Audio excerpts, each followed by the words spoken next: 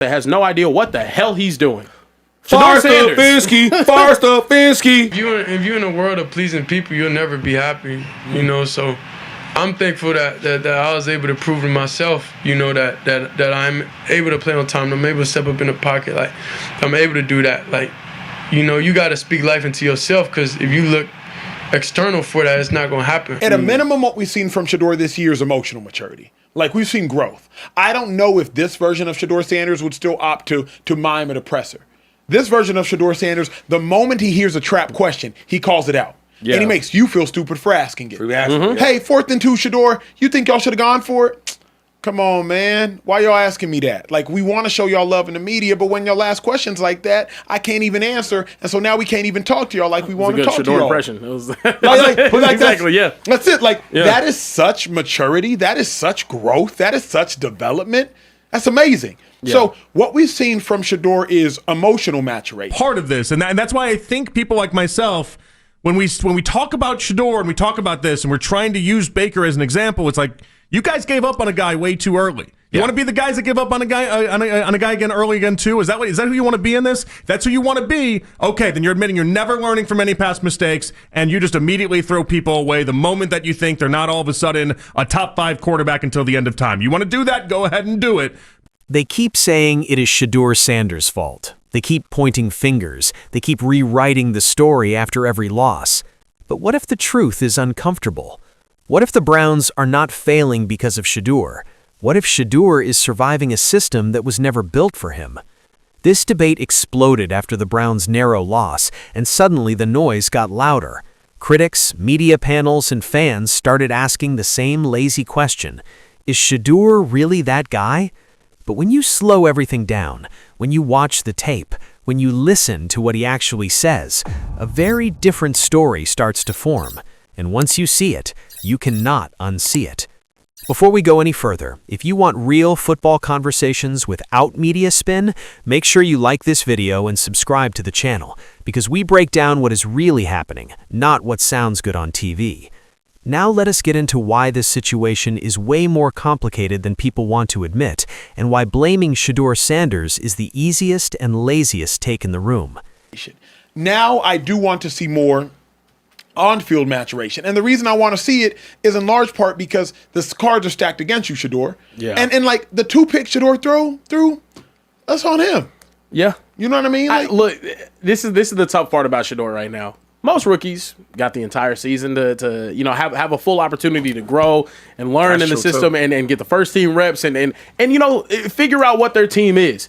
Get to have those good games. You're going to have your terrible, awful games, and you're also going to have your games where you're going out there and you're balling. He's had a little bit of that, but in a smaller sample size. And that's another reason why I think, like, the cards he's been dealt, it's tough. Shedeur Sanders walked into the NFL with more expectations than most rookies ever deal with. Not because he was a top pick, not because he was handed a franchise on day one, but because his last name carries weight. Every throw he makes is judged differently. Every mistake is amplified. Every calm response is questioned. He is not allowed to be average. He is not allowed to be learning.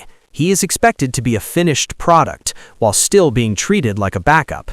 That contradiction alone tells you everything you need to know about how unfair this situation really is. After the Browns' loss, the cameras zoomed in on Shedeur like they always do.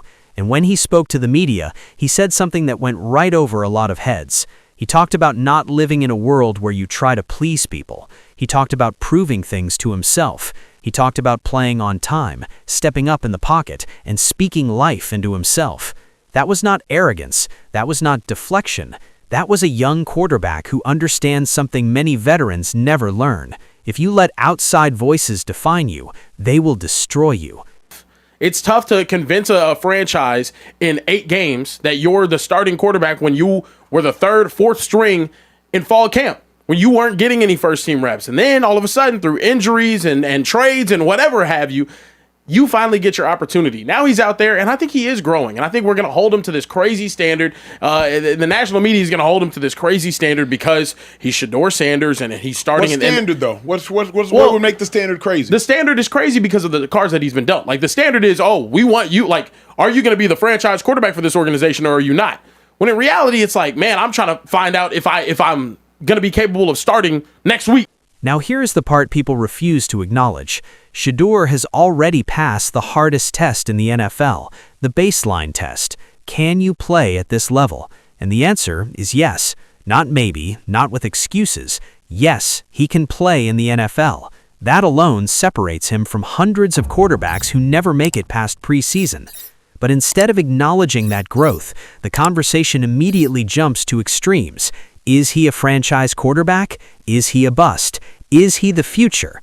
Is he a backup? That rush to label him is exactly what is holding the conversation back. That he can play in the NFL. Baseline. What level can he play? We still don't know. Is he a starter? Is he a franchise quarterback? Is he a backup? Is he a 10-year backup? Like, these are all different categories. Being a 10-year backup in the NFL is hard. You can be a backup for 2-3 years, cool. Being a 10-year backup, being a Dan Orlovsky, somebody going to pay you for 14 years for the backup, we're like, that's hard. Being a backup, that's easy.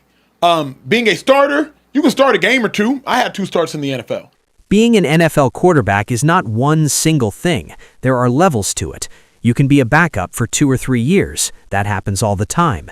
You can spot start a few games. That happens too. But being a long-term starter, being a franchise guy, being someone who holds that job for years, that is rare. That is earned. And it doesn't happen in 5 games. It doesn't happen without reps. It doesn't happen without stability. What Shedeur has shown is something much more important than stats. He has shown growth in the pocket. He has shown awareness. He has shown the ability to identify when to run and when to stay. That is not flashy, but that is quarterback development. When he led the team in rushing, that was not because he panicked. It was because he recognized opportunity and took it. That is a young quarterback leveling up in real time. But of course, the mistakes get louder. The tipped pass, the interception that looked casual, the throw that needed 6 more inches. That is what people cling to. But here's the truth about the NFL. The difference between winning and losing is inches. That doesn't mean you're incapable. It means you are learning the margin for error is razor thin. That is not a Shedeur problem. That is an NFL reality. Being a franchise starter? Oh, that's different. All we know right now is Shedeur can play in the NFL. Like, baseline test, he can play in the NFL. I broke down Shedeur Sanders' last game. I'll post it up after the show. It's easy. Just search it on our channel. And what I noticed was that, like, Shedeur did a really good job in the pocket. And more than anything, he's grown figuring out when to run.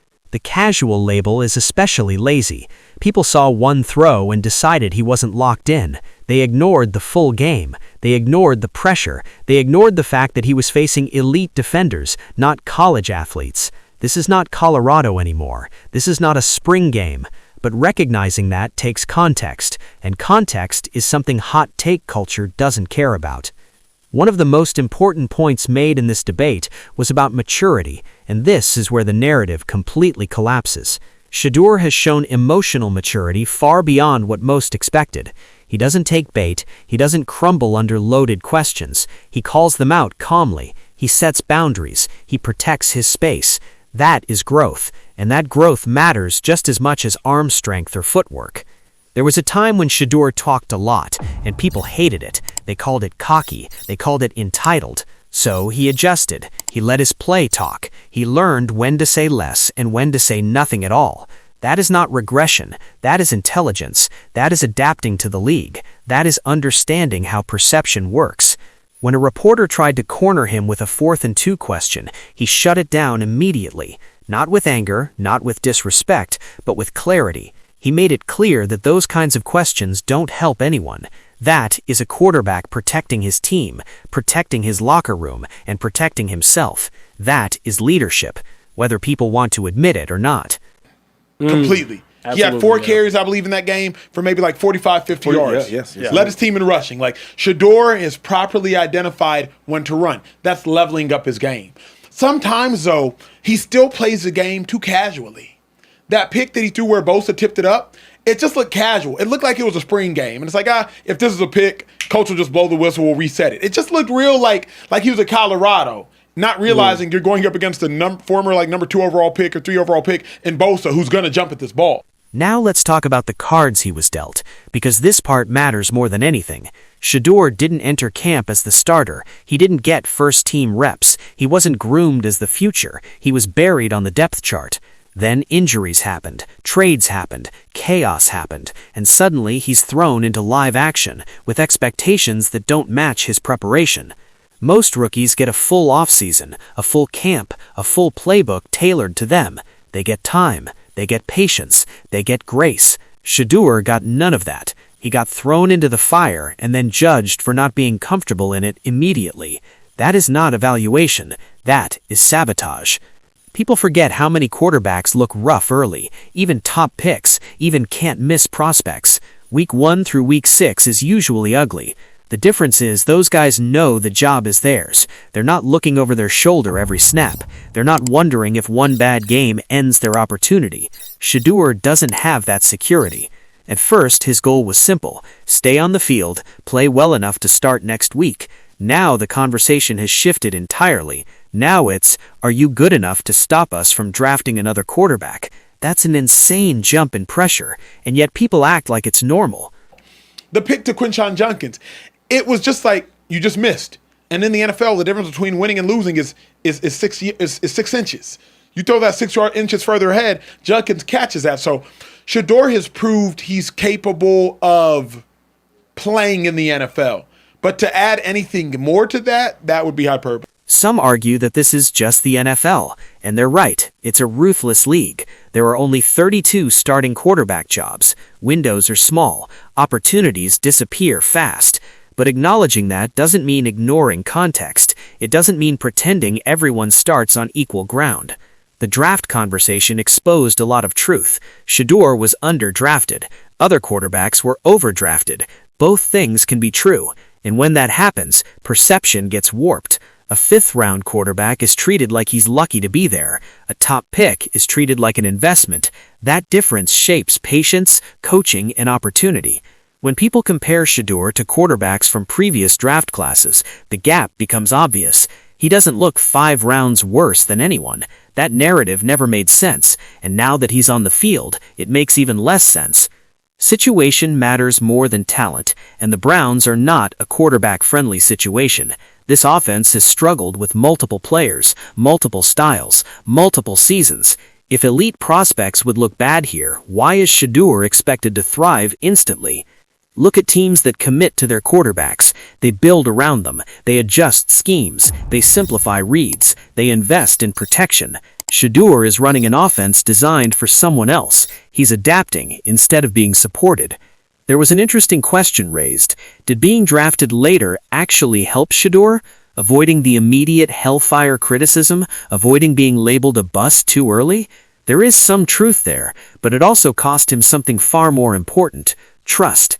If he was the 3rd overall pick, he would be given time, even with ugly numbers. People would explain it away. They would blame the roster. They would blame the coaching. But because he was drafted later, he has to be perfect immediately.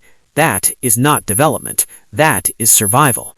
And yet, despite all of this, he is still standing. He is still composed. He is still improving. He is still learning. He is not blaming teammates. He is not throwing coaches under the bus. He is owning his mistakes while navigating a broken setup. That is why this debate matters, because it's not just about Shedeur. It's about how we judge quarterbacks, how quickly we label them, how unfairly we compare them, and how often we ignore context for convenience.